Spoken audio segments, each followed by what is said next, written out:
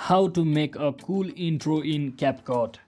So hello guys, welcome back to my YouTube channel. In this video I'll be showing you how you can easily make a cool intro video in Capcut. So first thing first, simply head over to Capcut templates option over here, just like I'm showing you on your screen, and simply search in for the intro which you might probably find attractive, and simply select any one of them.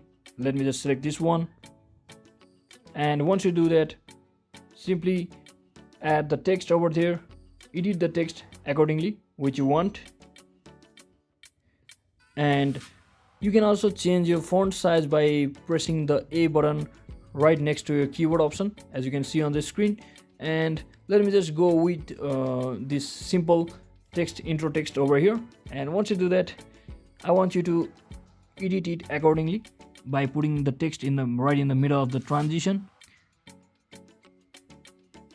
and you just have to click on export after editing, and simply click on export and wait for some time for it to export it. And once it is exported, you can see it on your gallery. So that's it guys, that's exactly how you can easily make a cool intro in Capcut. So hope this video was helpful. If it was, don't forget to like and subscribe to the channel. See you on the next one.